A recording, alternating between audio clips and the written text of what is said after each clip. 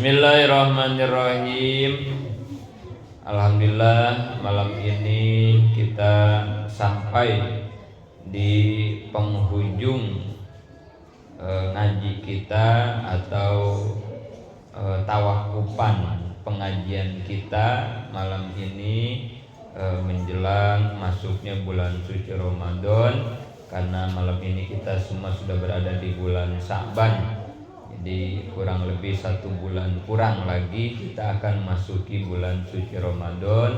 Maka insya Allah malam ini pengajian kita akan ditawakufkan sementara menjelang Ramadan. Dan mudah-mudahan kita semua sehat panjang umur sampai di bulan Syawal setelah Lebaran kita lanjutkan kembali pengajian kita. Amin ya Allah ya Rabbal Alamin. Nyampe mana kemarin tuh? Bagian mana sekarang ya?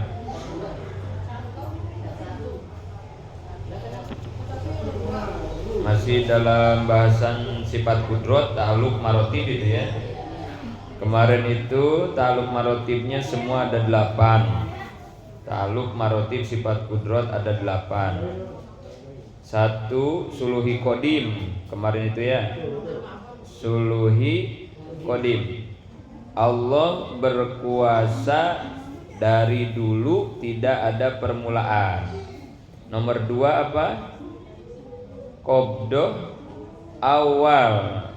Nomor 2 itu qabdah awal, rencana-rencana Allah yang ditulis di Lauh Mahfuz sebelum makhluk diciptakan. Jadi apa yang akan Allah ciptakan ditulis dulu semuanya di Lauh Mahfuz, itu namanya qabdah awal. Dan apa yang ditulis di Lauh Mahfuz itu masih bisa dirubah, masih bisa diganti oleh Allah gitu ya. Jadi apa yang akan terjadi sekarang, besok sampai seterusnya itu semua perencanaannya sudah rapih ditulis oleh Allah di Lauh Mahfuz, namanya qabdah awal. Nomor 3 apa? Tanjiji hadis awal. Tanjiji hadis awal itu proses mewujudkan apa yang Allah rencanakan di Lauh Mahfuz. Tanjiji hadis awal itu begitu ya. Jadi Allah udah punya rencana di Lauh Mahfuz, kemudian mau diwujudkan, mau diadakan, berarti kan begitu ya. Nih, apa yang akan terjadi abis ngaji? Ada yang tahu nggak kita? Nggak ada. Padahal tulisannya udah ada di Lauh Mahfuz ya. Nah nanti begitu akan terjadi ini habis ngaji, nah itu prosesnya gitu ya. Prosesnya itu namanya tanjiji hadis awal gitu ya. Prosesnya itu ya. Di situ innama amruhu iza aroda sayan ayyakula lahu kun fayakun gitu ya. Atau kalau di bukunya wa iza qada amron fa innama yaqulu lahu kun fayakun. Jadi kalau Allah menghendaki sesuatu, maka prosesnya itu Allah cukup bilang kun gitu ya.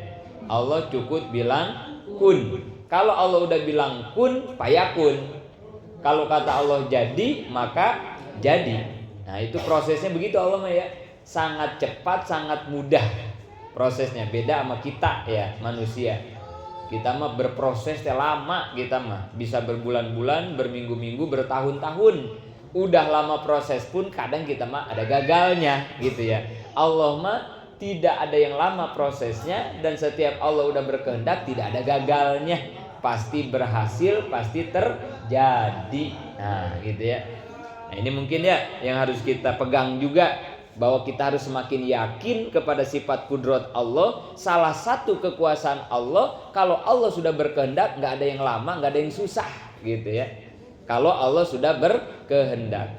Apa sih ini sakit kagak sembuh-sembuh, udah berobat kemana-mana, udah bertahun-tahun, emang Allahnya aja belum berkehendak nyembuhin gitu ya. Emang Allah aja lagi nguji kesabaran kita. Emang Allah aja pengen ngapus dosa-dosa kita dari sakit. Emang Allah aja lagi pengen naikin derajat lewat sakit kita. Karena kalau Allah udah berkehendak mah gak usah tahun-tahun, gak usah bulan-bulan, detik itu kata Allah sembuh gitu ya. Nggak ada yang susah buat Allah mah.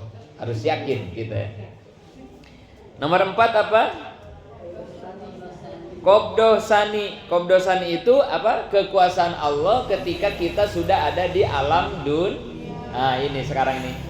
Sekarang kita di alam dunia, ini namanya qobdoh sani. Hidup kita di alam dunia tidak lepas dari genggaman kekuasaan Allah. Itu ya.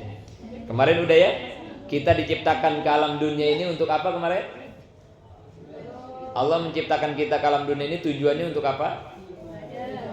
Ya untuk ibadah, betul. Maksudnya bukan itu? Diuji. Nah, awas, ingat. Jadi ya, Allah menciptakan kita ke alam dunia ini untuk diuji. Ibadah itu maksudnya ibadah ya. Tugas kita ibadah. Tapi Allah menciptakan kita jalur ibadahnya itu ya. Jalur ibadahnya itu adalah bentuknya ujian. Jadi kita di dunia ini lagi diuji gitu ya. Ingat-ingat nih. Supaya yang kemarin saya sampaikan, jangan sampai orang ngedoa di dunia pengen hidup bahagia, pengen hidup senang. Masa lagi diuji pengen senang-senang kan kagak nyambung doanya. Tapi kemarin orang lagi diuji mah mintanya ngedoanya pengen dikasih tenang, bukan pengen dikasih Nah gitu. Kalau udah tenang mah supaya bisa ngisi soal ujian. Kalau bisa ngisi soal ujian mudah-mudahan lulus ujian. Kalau orang udah lulus ujian baru dia bakal mendapatkan kesenangan, kebahagiaan. Gitu ya. Jadi jangan lupa supaya kita jangan salah sikap, salah doa jadinya ya. Kita harus ingat kita di dunia ini lagi diuji gitu ya. Kemarin bentuk ujiannya ada berapa? 2. 1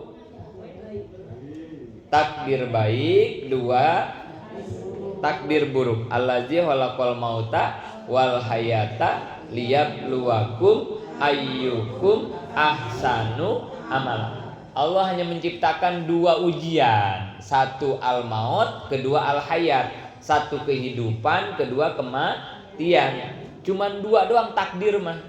Nggak ada 3, nggak ada 4. Wabil qadari khairihi wasarihi minallahi ta'ala. Takdir mah hanya takdir baik dan takdir buruk. Takdir baik diumpamakan seperti kehidupan, takdir buruk diumpamakan seperti kematian. Cuman 2 doang takdir mah, nggak banyak. Di Qur'annya begitu ya. Tapi nanti kalau dalam kehidupan mah tinggal dipasang-pasangin aja. Kalau orang dagang rame sama sepi. Kalau badan kita sehat sama sakit. Kalau cuaca panas sama hujan.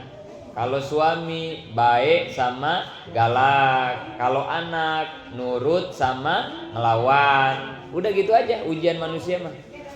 Kadang anak kita nurut, kadang ngelawan. Kadang badan kita sehat, kadang sakit. Kadang kita bahagia, kadang kita susah. Kadang dagangan rame, kadang sepi. Kadang dagang untung, kadang rugi. Udah begitu aja. Ujian mah cuma 2, nggak ada lagi.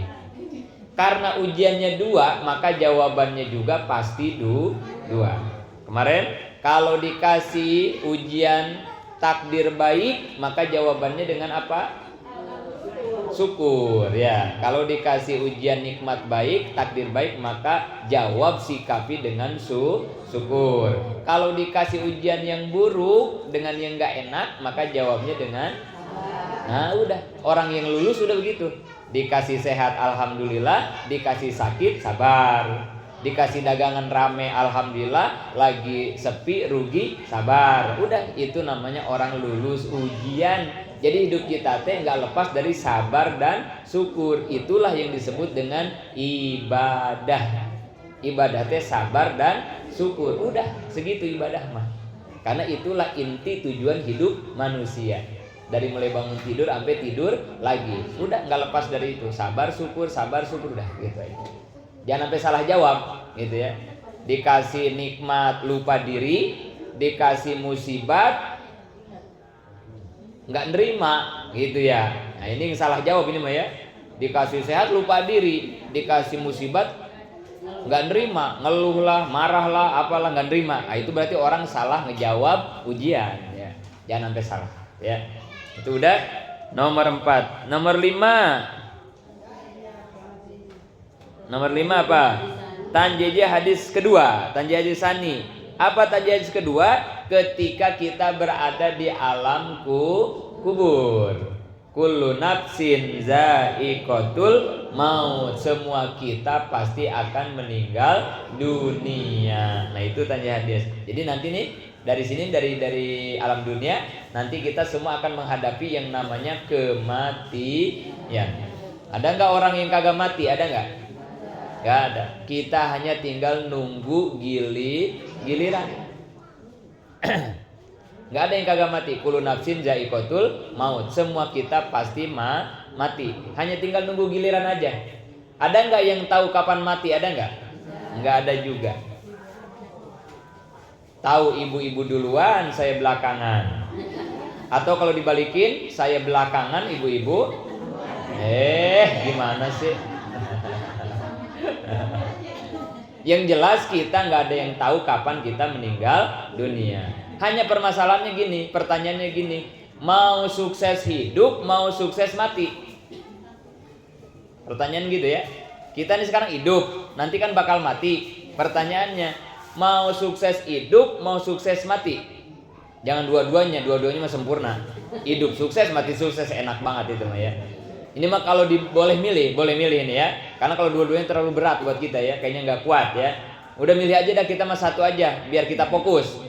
Kita itu mending milih sukses hidup, mending milih sukses mati. Bebas mau yang mana aja terserah, boleh. Boleh, mau yang mana lagi nggak kenapa-napa, ini namanya juga pilihan. Bebas silakan. Mau sukses hidup, mau sukses mati. Apa sukses hidup? Orang sukses hidup nih ya, berarti hidupnya itu berhasil mulu. Ya kan, sukses hidup begitu kan ya? Dagang berhasil, membangun rumah tangga berhasil, ngedidik anak berhasil, karir semua berhasil. Itu namanya sukses hidup. Apa sukses mati? Ada yang tahu nggak sukses mati? Yang matinya berhasil. Apa yang dimaksud mati berhasil apa? Nah, mati dalam keadaan husnul. Iya kan, begitu kan, bener kan? Orang yang mati berhasil adalah orang yang mati dalam keadaan husnul khotimah. Yang orang mati husnul khotimah, matinya yang bagaimana? Orang yang meninggal yang disebut husnul khotimah ya, itu yang meninggalnya seperti apa? Hah? Ya, dalam keadaan baik. Yang paling khususnya, lebih spesifiknya apa? Husnul khotimah itu meninggal apa? Ya, membawa ibadah ya, itu umum ya. Tapi yang secara khusus spesifik yang disebut husnul khotimah itu adalah meninggal dalam keadaan membawa iman dan Islam. Ya kan? Ya. Orang husnul khotimah itu adalah orang yang mati mampu membawa iman dan berarti dia mati dalam keadaan iman dan begitu kan? Husnul khotimah begitu ya. Tandanya apa? Ya meninggalnya kadang baik, kadang meninggalnya lagi sholat, kadang meninggalnya lagi ngaji, kadang meninggalnya ya lagi baik keadaannya ya. Nah itu kayaknya orang yang meninggal begitu matinya bawa iman dan bawa Islam. Apalagi tandanya ketika meninggal lisannya mudah ngucapin la ilaha. Nah itu kan tandanya begitu ya. Lisannya nggak baca tapi hatinya baca. Nah itu tandanya aja ya. Jadi artinya orang yang sukses mati, kalau yang gagal mati kan berarti ya, kalau yang matinya gagal berarti kan nggak husnul khotimah. Berarti matinya nggak bawa iman dan Islam. Matinya dalam keadaan jelek. Matinya nggak bisa ngucapin la ilaha. Nah itu berarti kan matinya gagal, nggak sukses kan ya. Tapi kalau yang sukses mah yang tadi. Nah gitu. Nah coba ulang lagi nih, udah dijelasin. Milih sukses hidup, milih sukses mati. Jangan dua-duanya ya. Hidup sukses, mati hidup, wah keren gitu ya. Tapi kalau boleh milih mendingan sukses mah. Biarin hidup mah kita gagal, nggak apa-apa. Emang kita gagal mulu dalam hidup mah. Membangun rumah tangga susah kita harmonis ya. Ada aja masalah ya. Itu namanya kita gagal dong, nggak apa-apa. Ngedidik anak nggak soleh-soleh nggak apa-apa, gagal juga kan ya. Biarin ya Allah, yang penting saya udah dididik. Ini anak mau soleh mau gagal soleh biarin, nggak apa-apa. Saya nggak kesel, nggak ngapa-ngapa, nggak masalah. Usaha bangkrut mulu, ketipu mulu, nggak apa-apa. Masih hidup kok. kan gitu ya. Nggak apa-apa. Yang penting saya mah walaupun hidup saya nggak pernah sukses, gagal mulu, mati mah saya pengen jadi orang yang nah, gitu. Daripada hidupnya sukses pas mati belangsak, nauzubillah. Ya kan ya, kalau boleh milih gitu ya. Nah, ini ada di Tanjiji hadis kedua. Jadi semua manusia bakal mati. Satu doang target kita. Kita ingin mati dalam keadaan husnul khotimah. Mati membawa iman dan Islam. Mati bisa ngucapin la ilaha illallah ketika sakaratul maut. Caranya bagaimana? Ini dengan ngaji tauhid begini. Mudah-mudahan memperdalam, mempertebal iman kita. Semakin ngingetin kita ke Allah. Semakin ningkatin ibadah kita ke Allah. Mudah-mudahan tiap bulan kita ngaji, tiap minggu kita ngaji, ada yang kita pakai, ada yang kita amalin sampai ke bawah, mudah-mudahan sampai akhir hayat kita. Nah, ini salah satunya kan begini ya, dengan kita sering ngaji ilmu-ilmu agama, ilmu tauhid dan ilmu yang lain, gitu ya. Nomor 6 apa? Ini kemarin ya malam ini kita beresin sifat kudrot, gitu ya, biar nanti habis lebaran kita mulai sifat irodat, gitu ya. Jadi malam ini kita beresin nih sifat kudrotnya ya. Nomor 6 Qobdoh ketiga. Nomor 6 itu yang tulisannya salah diperbaiki ya. Nomor 6 Qobdoh ketiga. Qobdoh ketiga. Kan ada Qobdoh awal, Qobdoh sani, ada Qobdoh salis. Qobdoh ketiga ya. Nomor 6 Qobdoh ketiga itu apa? Ketika manusia berada di alam kubur ya. Jadi qobdoh ketiga itu ketika kita berada di alam kubur atau kita ada di alam barzah. Ketika kita mati, manusia dibagi 3. Ingat-ingat ya. Ini buat bahan renungan pegangan kita. Ketika kita mati, manusia dibagi 3. An-nasu salah satu aslasin. Ketika manusia mati, maka manusia dibagi 3. Sulusun lidud wa sulusun lillah wa sulusun linafsih. Ingat-ingat. Ini supaya jangan salah juga kita hidup sekarang nih. Ingat kalau kita mati kita dibagi 3. 1/3 untuk cacing tanah. Nah, itu ya. Jadi 1/3 untuk cacing tanah. Yang buat cacing tanah itu apa? Diri kita. Yang buat cacing tanah itu apa nanti? Hah? Yang buat cacing tanah, buat kalau kita dikubur udah mati ya, yang dari bagian cacing tanah dari diri kita apa? Jasad, jasmani, semua ya, badan, tubuh. Ini ya, semuanya ya. Ini adalah makanan cacing tanah. Awas nih. Jangan terlalu berlebihan.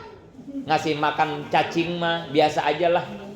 Jangan gak usah pakai krim siang, krim malam, krim gitu maksudnya. Nanti kan buat cacing ini ya. Biasa aja lah, gak usah di-glowing-glowingin. Orang buat makanan cacing doang kok. Ya kan? Ya maksudnya terserah. Kalau mau manjain cacing ya gak apa-apa. Tiap minggu ke salon, sekali ke salon 1 juta gak apa-apa. Gak apa-apa kalau pengen manjain cacing. Ini mah kita buka mindsetnya dari ngaji gitu ya. Ternyata badan kita nanti ujung-ujungnya mah cuman buat makanan cacing. Jadi biasa aja dah gitu ya. Daripada berlebihan buat begituan, mendingan kita sodakohin gitu maksudnya ya. Karena badan mah asal bersih, rapi, nggak bau, udah gitu aja ya. Apa yang Allah kasih udah, nggak usah operasi-operasi plastik, nggak usah tanam-tanam segala, nggak usah sulam-sulam, nggak gitu-gituan, nggak usah dah gitu ya. Kalau sifat-sifat doang mah masih wajar itu mah ya. Gak usah pakai pagar-pagar segala, gak usah pagar-pagarin gitu kita mah dah. Maksudnya ya itu ya wajar aja ya. Oh, ini semua buat makanan cacing tanah. Kedua, badan kita itu untuk Allah. Ada yang dikembalikan kepada Allah dari diri kita. Apa yang untuk Allah? Ruhnya mah dibalikin kepada nyawa, nyawa ya. Yang bikin kita hidup sekarang kan nyawa. Innalillahi wa inna ilaihi. Ruh nyawa milik Allah, maka nanti pas mati diambil dibalikin kepada Allah. Udah itu milik Allah, ruh nyawa.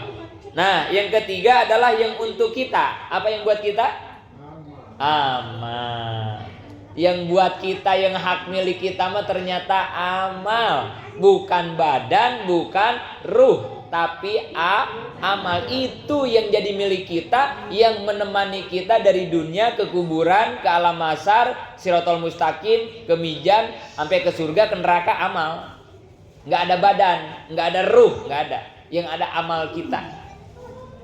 Amal ada dua, amal kita ada dua ya. Amal baik, amal buruk. Itu ngikutin kita sampai ke akhirat, terus ngikutin kita. Kalau amalnya baik berarti aman, kita diikutin sama amal baik. Tapi kalau amalnya kebanyakan yang buruk, na'udzubillah. Maka itu artinya di dunia yang harus kita jadikan prioritas adalah bagaimana kita membuat, memperbanyak amal-amal baik. Karena itu hak milik kita yang sejatinya mah amal, bukan badan, bukan ruh. Nah, itu dari qabdah ketiga yang harus kita pahami. Manusia mati itu nanti bakal begitu ujungnya. 7. Nomor 7 apa? Gak ada di sini ya. Tulis Tanjiji hadis ketiga nomor 7. Tanjiji hadis ketiga. Tadi kan ada Tanjiji hadis kedua, Sani. Nah, sekarang yang ketiga. 7 Tanjiji hadis ketiga. Apa itu? Dibangkitkannya kita dari alam kubur. Tanjiji hadis ketiga itu apa? Dibangkitkannya kita dari alam kubur. Ya, namanya tanjiji hadis. Nanti kita semua dibangkitkan dari alam kubur. Terakhir 8. Qabdah keempat.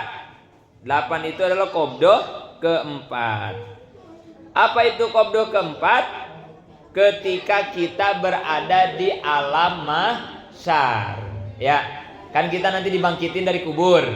Udah dibangkitin dari kubur, kemudian kita dikumpulkan di satu tempat namanya padang mahsyar. Di padang mahsyar itu apa yang kita jalani? Apa yang kita hadapi di padang mahsyar itu?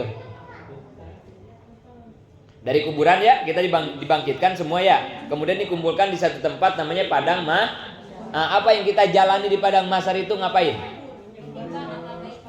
Satu, kita dihisab. Satu dihisab ya.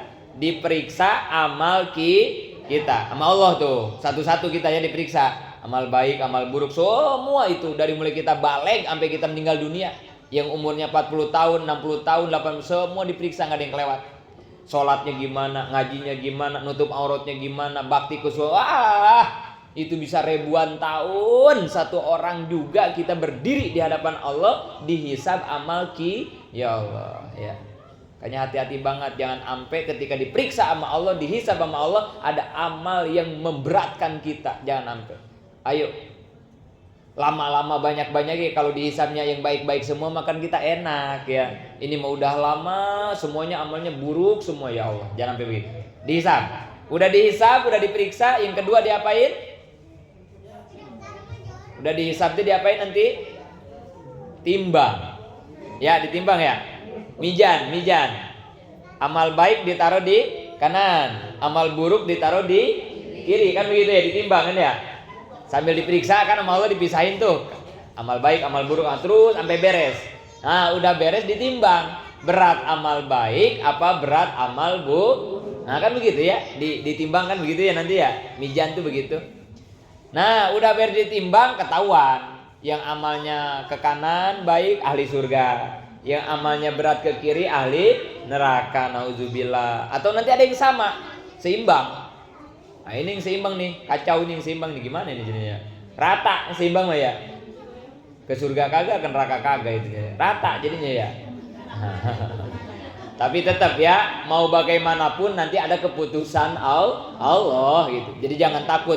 Nah, amal saya kalau sama nanti saya kagak ke surga, kagak ke neraka kan itu ya. Enggak, tetap ada keputusan Allah. Allah Maha Adil. Tapi artinya bakal ada kejadian begitu juga. Ada yang amal baiknya lebih berat, ada yang amal buruknya lebih berat, ada yang sama.